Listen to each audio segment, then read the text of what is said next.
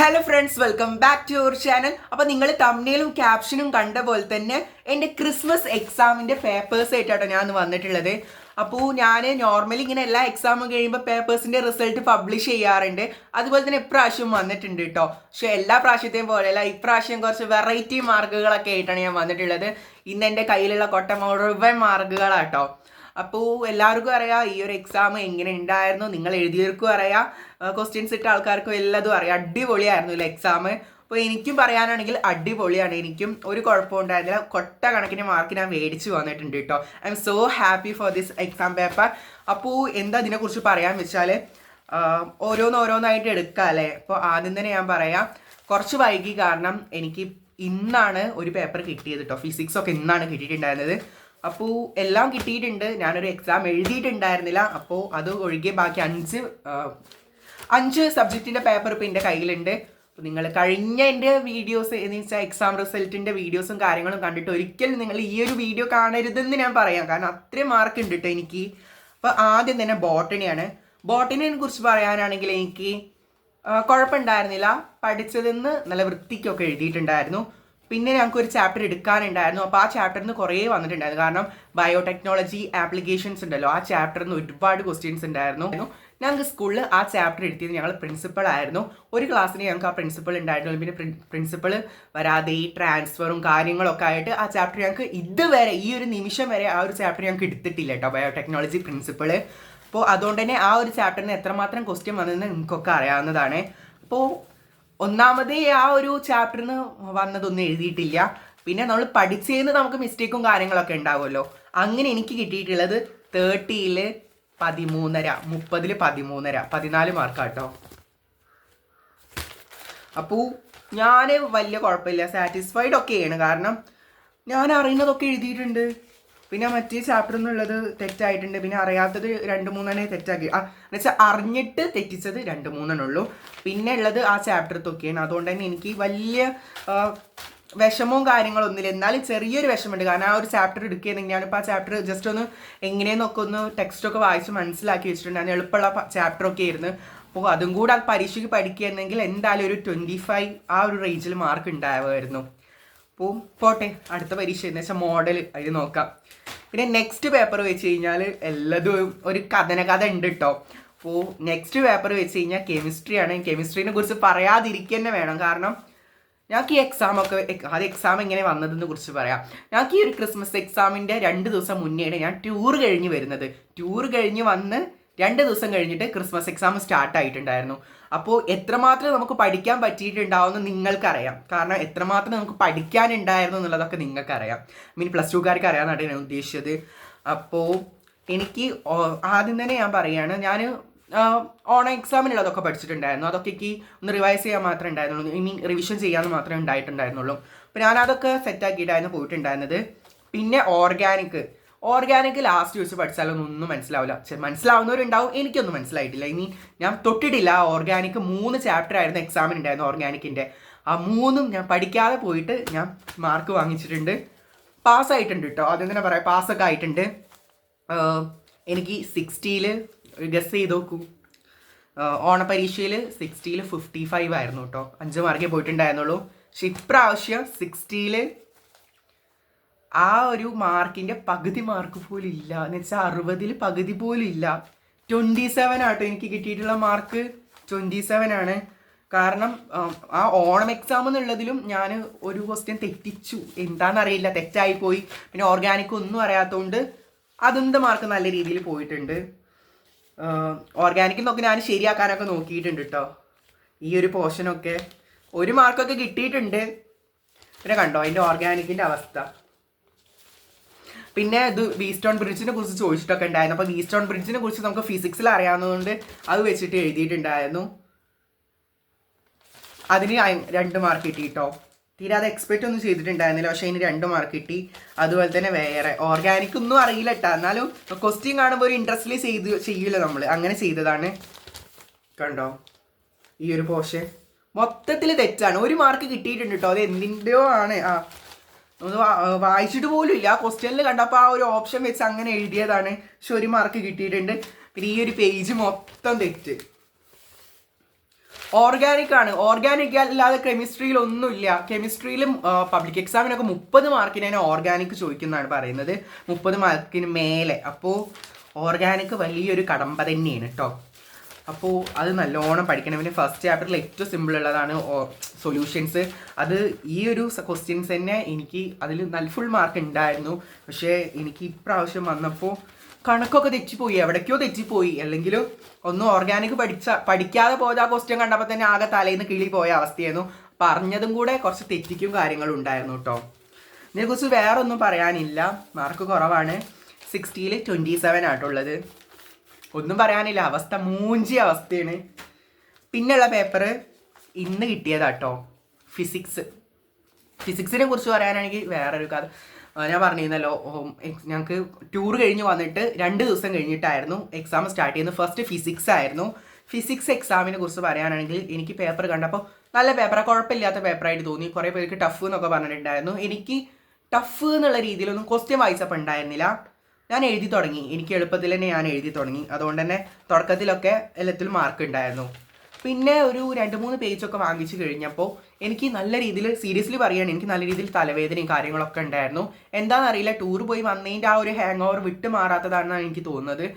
നല്ല തലവേദന, കണ്ണ് കാണാത്തൊരു അവസ്ഥ, കണ്ണിലേക്ക് വെളിച്ചം വന്ന് അടിച്ചിട്ട് കണ്ണൊന്നും, ഇത് പറയുമ്പോൾ നിങ്ങൾക്കൊരു കോമഡി പോലെയൊക്കെ തോന്നിയേക്കാം, മേ ബി, എനിക്കറിയില്ല. അപ്പോൾ എനിക്ക് ശരിക്കും ഞാൻ എൻ്റെ ജീവിതത്തിൽ ആദ്യമായിട്ടാണ് അങ്ങനെ ഒരു സിറ്റുവേഷൻ നേരിടുന്നത്. എക്സാം ഹാളിൽ നിന്ന് ഇങ്ങനെ പെട്ടെന്ന് കണ്ണിലേക്ക് ഒരു വെളിച്ചം വന്നിട്ട് നമുക്കൊന്നും കാണില്ല, പേപ്പറൊന്നും കാണില്ല, ഒക്കെ മങ്ങി. ടീച്ചറൊക്കെ 2ആയിട്ടൊക്കെ കണ്ടിട്ടുണ്ടായിരുന്നു. ഞാൻ മിസ്സിനോട് പറഞ്ഞു, മിസ് എനിക്ക് മിസ്സുമാരൊക്കെ 2ആയിട്ടാണ് തോന്നുന്നതെന്നൊക്കെ പറഞ്ഞേ.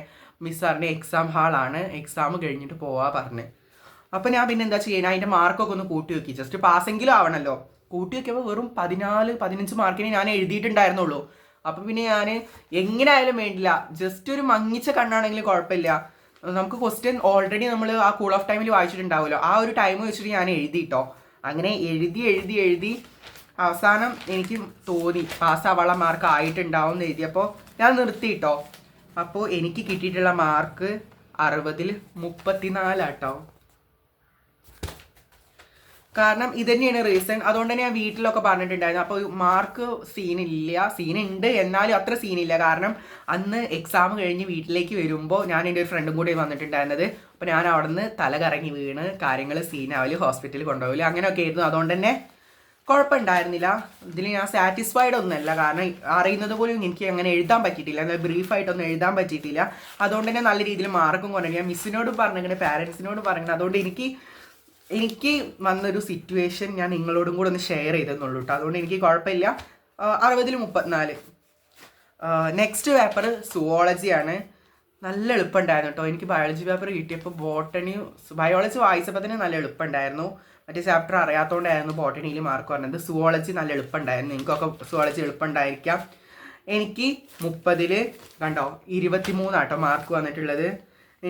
ഞാൻ വിചാരിച്ചതൊക്കെ കുറേ തെറ്റായിട്ടുണ്ട്. ഞാനൊരു 28ഒക്കെ എക്സ്പെക്റ്റ് ചെയ്തിട്ടുണ്ടായിരുന്നു, പക്ഷെ കുറേയൊക്കെ തെറ്റായിട്ടുണ്ട്, പിന്നെ ഓരോ 2-3 പോയിന്റ് വീതമൊക്കെ എഴുതാണ്ടായിരുന്നു, അങ്ങനെയൊക്കെ തെറ്റായി. മെയിനായിട്ട് തെറ്റായത് ഈ ഒരു ക്വസ്റ്റ്യൻ ഞാൻ തീരെ എക്സ്പെക്റ്റ് ചെയ്തിട്ടുണ്ടായിരുന്നില്ല കേട്ടോ. ഇങ്ങനെ എന്താണ് ഹോമോ ഹാബിലസ്, അതിൻ്റെ നിയാന്തർമാൻ, അങ്ങനെയുള്ള സംഭവങ്ങളൊക്കെ തീരെ എക്സ്പെക്റ്റ് ചെയ്തിട്ടുണ്ടായിരുന്നില്ല. പക്ഷെ ആ ഒരു ക്വസ്റ്റ്യൻ വന്നു, പക്ഷെ അതിനൊക്കെ 1/2 മാർക്ക് കിട്ടിയിട്ടുണ്ടായിരുന്നുള്ളൂ. അതുപോലെ തന്നെ പ്രൈമറി ഇൻഡ്യൂസറിൻ്റെ കാര്യങ്ങളൊക്കെ അവിടെയൊക്കെ മാർക്ക് പോയിട്ടുണ്ട്. അതുപോലെ തന്നെ ഒരു ഡിസീസ് കണ്ടുപിടിക്കാൻ പറഞ്ഞാൽ ആ ഡിസീസ് പോലും തെറ്റിച്ച് അങ്ങനെ കേട്ടോ. 30ൽ 23 മാർക്ക്, കുഴപ്പമില്ല. 28 എക്സ്പെക്റ്റ് ചെയ്തു, പക്ഷെ കുഴപ്പമില്ല, ഇത്ര കിട്ടിയിട്ടുണ്ട്. പിന്നെ നെക്സ്റ്റ് പേപ്പർ വെച്ച് കഴിഞ്ഞാൽ ഇംഗ്ലീഷാണ്. ഇംഗ്ലീഷ് പേപ്പർ കിട്ടിയപ്പോൾ അടിപൊളി ഇംഗ്ലീഷ് പേപ്പർ ആയിരുന്നു. കാരണം അത്ര അടിപൊളിയായിരുന്നു, നല്ല ക്വസ്റ്റ്യൻസ് ഒക്കെ നല്ല മനസ്സിലാക്കി എഴുതാൻ പറ്റുന്ന ക്വസ്റ്റ്യൻ ആയിരുന്നു. അതുകൊണ്ട് തന്നെ ഞാൻ പക്ഷെ ഇത്ര മാർക്ക് എക്സ്പെക്റ്റ് ചെയ്തിട്ടില്ല. കാരണം ഞാൻ 6 മാർക്കിനുള്ള ഒന്ന് എഴുതാൻ എനിക്ക് സമയം കിട്ടിയിട്ടില്ല. അതുകൊണ്ട് ഞാൻ എഴുതിയിട്ടേ ഇല്ല ഒരു 6 മാർക്കിനുള്ള. അപ്പം തന്നെ 6 മാർക്ക് പോയി. പിന്നെ 8 മാർക്കിനുള്ളത് ഞാൻ ആകെ ഒരു പേജ് പോലും കംപ്ലീറ്റ് ആക്കിയിട്ടില്ല. ഞാൻ എക്സാമിന് നമുക്ക് ബെല്ലടിക്കുമല്ലോ, ലോങ് ബെല്ലടിക്കുന്നതിൻ്റെ മുന്നേ ഒരു ബെല്ലടിക്കില്ല എക്സാം കെട്ടാൻ വേണ്ടിയിട്ട് പേപ്പർ. അപ്പോഴാണ് 8ാമത്തെ ഞാൻ തുടങ്ങിയിട്ടില്ല അപ്പോഴും. അപ്പോൾ എന്നിട്ട് ഞാൻ വേഗം എഴുതി തുടങ്ങി. അപ്പോൾ ഇങ്ങനെ മിസ്സിൻ്റെ പേപ്പർ നമ്പർ വിളിച്ചു. ഞാൻ പറഞ്ഞു മിസ്സേ എൻ്റെ റോൾ നമ്പർ 2 ആണ്. അപ്പോൾ 2 വിളിച്ചു. ഞാൻ പറഞ്ഞു മിസ്സേ കുറച്ചും കൂടെ എഴുതാണ്ട്, നിങ്ങൾ എല്ലാവരും കൂടെ ഒന്ന് മേടിക്കുമ്പോൾ ഇങ്ങനെ എഴുതുമെന്ന് പറഞ്ഞിട്ട് ഞാൻ എഴുതി തുടങ്ങി. ഒരു 3/4 പേജ് പോലും ആയിട്ടില്ല. അപ്പോൾ മിസ്സ് വന്നിട്ട് പേപ്പർ വാങ്ങിച്ച് ഓൾറെഡി കെട്ടിയതുകൊണ്ട് മിസ്സ് ആ പേപ്പർ ഇട്ട് പോയി. അപ്പം തന്നെ ഒരുവിധം എക്സ്പെക്റ്റേഷനും കാര്യങ്ങളൊക്കെ തീർന്നിരുന്നു കേട്ടോ. പിന്നെ പേപ്പർ കിട്ടിയപ്പോൾ നല്ല സാറ്റിസ്ഫൈഡ് ആട്ടോ. 67 ആട്ടോ മാർക്ക്, 80-ൽ 67 മാർക്ക്. അപ്പോൾ ഞാൻ സാറ്റിസ്ഫൈഡ് ആണ്. കാരണം കുറേ വൺ വേർഡ് ഒന്ന് തെറ്റിയിട്ടുണ്ട്. പിന്നെ 2 മാർക്കിൻ്റെ ഒരു മുട്ടയൊക്കെ കിട്ടിയിട്ടുണ്ട് കേട്ടോ. ഇവിടെ മുട്ടയൊക്കെ കിട്ടിയിട്ടുണ്ട്. മിസ് ഇങ്ങനെ മുട്ടയൊക്കെ ഉണ്ട്, അതിൽ മാർക്കൊന്നും ഇല്ലെങ്കിൽ മുട്ടയൊക്കെ ഇട്ടുതരും.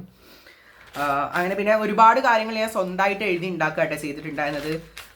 നമുക്ക് ലാംഗ്വേജ് അറിയെങ്കിൽ നല്ല കറക്റ്റായിട്ട് എഴുതാൻ പറ്റും. ഞാൻ എൻ്റെ ലാംഗ്വേജ് ശരിയാവലില്ല സാധാരണ ഒന്നും, കുറേ ഗ്രാമർ മിസ്റ്റേക്കൊക്കെ ഉണ്ടാവലുണ്ട്. പക്ഷെ ഇപ്രാവശ്യം അത്യാവശ്യം നല്ല രീതിയിൽ എഴുതിയിട്ടുണ്ട്. അതുകൊണ്ട് തന്നെ മിസ്സ് നോക്കി പേപ്പർ നോക്കി ഞാൻ ഗ്രാമറൊക്കെ മിസ്റ്റേക്ക് ഉണ്ടാവുമെന്ന് വിചാരിച്ചത്. പക്ഷെ അങ്ങനെ ഗ്രാമർ മിസ്റ്റേക്കും കാര്യങ്ങളൊന്നും വന്നിട്ടില്ല. അത്യാവശ്യം മാർക്ക് ഉണ്ട് കേട്ടോ. എല്ലാത്തിനാണെങ്കിലും 6 മാർക്കിൻ്റെ ആണെങ്കിലും 5.5, 6 ആ ഒരു റേഞ്ചിൽ തന്നെ പോയിട്ടുണ്ടായിരുന്നത്. പിന്നെ 1-ൻ്റെ 6 മാർക്കിന് എഴുതാത്തത് അവിടെ തന്നെ പോയി മാർക്ക്. പിന്നെ 8 മാർക്കിനുള്ളതിന് ഞാൻ പറഞ്ഞല്ലോ ലാസ്റ്റ് വരെ എത്തിയെന്ന് കണ്ടാവും. ലാസ്റ്റ് വരെ ഫസ്റ്റൊക്കെ എൻ്റെ ഹാൻഡ് റൈറ്റിംഗ് നല്ല വൃത്തി ഉണ്ടാവും. ലാസ്റ്റ് എത്തിയപ്പോൾ എനിക്ക് സമയമില്ലാത്തതുകൊണ്ട് ഹാൻഡ് റൈറ്റിംഗ്. പക്ഷെ ആ 8 മാർക്കിൻ്റെന് 5 മാർക്ക് കിട്ടിയിട്ടോ. അങ്ങനെ കുഴപ്പമുണ്ടായിരുന്നില്ല, നല്ല വൃത്തിക്കൊക്കെ എഴുതാനൊക്കെ പറ്റിയിട്ടുണ്ട്. പക്ഷെ സമയം അത് നല്ല ഇമ്പോർട്ടൻ്റ് ആയിട്ടുള്ള സാധനം കേട്ടോ. അതിനെ ഒരിക്കലും നമുക്ക് പിടിച്ച് നിർത്താൻ പറ്റൂല. അപ്പോൾ വേഗം എല്ലാം എഴുതി തീർക്കണം. അപ്പോൾ ഇംഗ്ലീഷിൽ ഞാൻ സാറ്റിസ്ഫൈഡ് ആണ്. കാരണം ക്രിസ്മസ് എക്സാമിന് എനിക്ക് എത്ര 65 ആ ഒരു റേഞ്ച് ഉണ്ടായിരുന്നുള്ളൂ. പക്ഷെ എന്നിട്ട് ഒരു ക്വസ്റ്റ്യൻ എഴുതാനിട്ടും എനിക്ക് 67 മാർക്ക് കിട്ടി. അപ്പോൾ ഞാൻ സാറ്റിസ്ഫൈഡ് ആണ്. പിന്നെയുള്ള ലാസ്റ്റുള്ള ഒരു പേപ്പർ വെച്ച് കഴിഞ്ഞാൽ മലയാളമാണ്. മലയാളത്തിനെ കുറിച്ചൊന്നും പറയാനില്ല, ലാംഗ്വേജ് ആയതുകൊണ്ട് തന്നെ ആരും ഞാൻ ജസ്റ്റ് രാത്രി തലേന്ന് 2 മണിക്കൂർ വായിച്ചിട്ടാണ് ഞാൻ പോയിട്ടുണ്ടായിരുന്നത്. പക്ഷേ നമുക്ക് മലയാളം എഴുതാലോ. അപ്പോൾ ഞങ്ങളുടെ മിസ്സ് അടിപൊളി മിസ്സാട്ടോ മലയാളത്തിൻ്റെ. അപ്പോൾ മിസ്സ് ഇങ്ങനെ ഓരോ കാര്യങ്ങൾ കഥേനെ കുറിച്ചും കഥ ഇങ്ങനെ ആ കഥ എവിടെ നിന്ന് ഉണ്ടായെന്നുള്ളതിനൊക്കെ കുറിച്ച് പറഞ്ഞു വരുമ്പോൾ നമുക്ക് നല്ല രീതിയിൽ മനസ്സിലാക്കാനൊക്കെ പറ്റും. അതുകൊണ്ട് തന്നെ ഞാൻ ക്ലാസ്സിൽ നിന്ന് സംസാരിക്കുന്ന ഇടയിലൊക്കെ മിസ്സ് പറഞ്ഞിട്ടുണ്ടായിരുന്നു ഇങ്ങനെ. ഞാൻ എൻ്റെ ഫ്രണ്ടും കൂടെ സംസാരിക്കുമ്പോൾ അമ്മ വരട്ടെ, മീറ്റിങ്ങിന് അമ്മ വരട്ടെ, അമ്മനോട് പറയാമെന്നൊക്കെ പറഞ്ഞിട്ടുണ്ടായിരുന്നു. ഞാൻ പറഞ്ഞു മിസ്സേ പറയല്ലേ എന്നൊക്കെ പറഞ്ഞ്. അപ്പോൾ മിസ്സ് പറഞ്ഞത് എന്നോട് മലയാളത്തിൽ ഫുള്ള് മേടിച്ചാൽ ക്രിസ്മസ് പരീക്ഷയ്ക്ക് മലയാളത്തിൽ ഫുള്ള് മേടിച്ചാൽ പറയൂല എന്നാണ് പറഞ്ഞിട്ടുണ്ടായിരുന്നു. പക്ഷേ ഞാൻ വീട്ടിലൊക്കെ ഇത് വന്ന് പറഞ്ഞിട്ടുണ്ടായിരുന്നു കേട്ടോ ഓൾറെഡി. അപ്പോൾ മലയാളം ആദ്യമേ ഇംഗ്ലീഷിൽ 6 മാർക്കിൻ്റെ എഴുതാൻ പറ്റിയില്ല എന്ന് പറഞ്ഞിട്ടുണ്ടായിരുന്നല്ലോ. അതുകൊണ്ട് തന്നെ ഞാൻ ഫസ്റ്റ് 8 മാർക്കിൻ്റെ എഴുതി സ്റ്റാർട്ട് ചെയ്തിട്ടുണ്ടായിരുന്നു കേട്ടോ. അങ്ങനെ 8 മാർക്കിൻ്റെ സ്റ്റാർട്ട് ചെയ്തു. മാർക്ക് റിവീൽ ചെയ്യാം. 80-ൽ 80 ആയിട്ടുള്ളത് ഫുള്ള് കിട്ടി. അപ്പോൾ ഇത് മിസ് ആദ്യം 8 മാർക്കിൻ്റെ കേട്ടോ സ്റ്റാർട്ട് ചെയ്ത് 8 മാർക്കിൻ്റെ ഈ ഒരു പേജ് മുതൽ പിന്നെ ഈ ഒരു പേജ് കംപ്ലീറ്റ് ആട്ടോ 8 മാർക്കിൻ്റെ എഴുതിയിട്ടുണ്ടായിരുന്നത്. അപ്പോൾ ആദ്യം അത് 8 മാർക്കിൻ്റെ എഴുതി. പിന്നെ 8 മാർക്കിൻ്റെ 2 ആണല്ലോ 8 മാർക്കിൻ്റെ എഴുതി, അത് മൊത്തം എഴുതി. പിന്നെ 6 മാർക്കിൻ്റെ എഴുതി. പിന്നെ 4 മാർക്കിൻ്റെ എഴുതി. പിന്നെ 2 മാർക്കിൻ്റെ 1 മാർക്കിൻ്റെ ഒക്കെ ലാസ്റ്റ് 5 മിനിറ്റിലാട്ടോ എഴുതിയത്. അതുകൊണ്ട് തന്നെ ഒക്കെ എഴുതി തീർക്കാനും പറ്റി, നല്ല സ്കോർ കിട്ടും ചെയ്ത്. നല്ലൊരു മലയാളം പേപ്പറായിരുന്നു. അപ്പോൾ ഇത്രയൊക്കെയാണ് എൻ്റെ ക്രിസ്മസ് എക്സാമിൻ്റെ റിസൾട്ടും കാര്യങ്ങളും. എൻ്റെ മുൻപത്തെ എക്സാം പേപ്പറിൻ്റെ റിസൾട്ടും കാര്യങ്ങളും കണ്ടിട്ട് ഈ വീഡിയോ കാണുന്നവർ എന്ത് പറ്റിയെന്നൊക്കെ ചിന്തിക്കുന്നുണ്ടാവും. ഒന്നാമത് ഞങ്ങൾക്ക് എക്സാം ടൂർ കഴിഞ്ഞതിന് ശേഷമാണ്. രണ്ടാമത്തെ കാര്യം നല്ല അസലായിട്ട് പഠിച്ചു പോയവർക്ക് എന്ന് വെച്ചാൽ നല്ല പ്രോപ്പറായിട്ട് പഠിച്ച് നീങ്ങുന്നവർക്ക് എക്സാമിൻ്റെ തലേന്ന് നോക്കിയാലും മനസ്സിലാവും. പക്ഷെ ഞാനൊക്കെ അവസാനം വെച്ച് എക്സാമിൻ്റെ ഇപ്പോൾ ഓണം എക്സാം ആണെങ്കിൽ ആ ഒരാഴ്ച മുന്നേ, ക്രിസ്മസ് എക്സാം ആണെങ്കിൽ ആ ഒരാഴ്ച മുന്നേ പഠിക്കുന്ന ടീമാണ്. അപ്പോൾ എനിക്ക് അതുകൊണ്ട് മാർക്ക് കുറഞ്ഞു.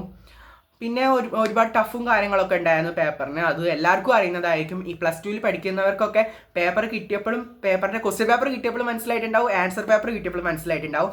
അപ്പോൾ ഇതാണ് ഞാൻ സ്കോർ ചെയ്തിട്ടുള്ള മാർക്കും കാര്യങ്ങളൊക്കെ കേട്ടോ. അപ്പോൾ ഇന്നത്തെ വീഡിയോ വൈൻഡപ്പ് ചെയ്യാണ്. അപ്പോൾ എനിക്ക് ഇപ്പോൾ മോഡൽ എക്സാം നടന്നുകൊണ്ടിരിക്കുകയാണ്, പ്രാക്ടിക്കൽ മോഡൽ എക്സാം.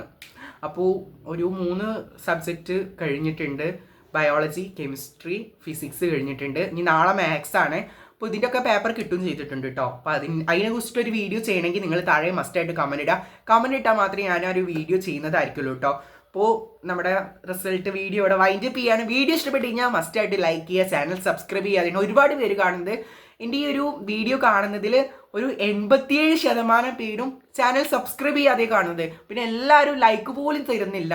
ജസ്റ്റ് നിങ്ങൾക്ക് ജസ്റ്റ് ഒരു ബട്ടനാണ്, അതൊന്ന് ക്ലിക്ക് ചെയ്ത് ലൈക്കായി. പക്ഷെ ഞങ്ങൾ അത്രയും കഷ്ടപ്പെട്ട് ഈ ട്രൈപോഡൊക്കെ സെറ്റ് ആക്കിയിട്ടൊക്കെ വീഡിയോ ഒക്കെ എടുക്കുമ്പോൾ നിങ്ങളുടെ ആ ഒരു ലൈക്കാണ് ഞങ്ങൾക്ക് കിട്ടുന്നത്. അപ്പോൾ നിങ്ങൾ ആ ഒരു ലൈക്ക് മടിക്കാതെ തരിക. പിന്നെ നിങ്ങളുടെ അഭിപ്രായങ്ങളൊക്കെ താഴെ കമൻറ്റ് ഇടാനും മറക്കരുത് കേട്ടോ. അപ്പോൾ നമ്മുടെ വീഡിയോ ഇവിടെ വെച്ച് വൈൻഡപ്പ് ചെയ്യാണ്. വീഡിയോ ഇഷ്ടപ്പെട്ട് മസ്റ്റായിട്ട് ലൈക്ക് ചെയ്യുക, ഷെയർ ചെയ്യുക, നിങ്ങളുടെ അഭിപ്രായങ്ങളൊക്കെ താഴെ കമൻറ്റ് ചെയ്യുക. ചാനൽ സബ്സ്ക്രൈബ് ചെയ്യാതെയാണ് നിങ്ങൾ കാണുന്നതെങ്കിൽ മസ്റ്റായിട്ട് ഒന്ന് സബ്സ്ക്രൈബ് ചെയ്തിട്ട് സപ്പോർട്ട് ചെയ്യുക കേട്ടോ.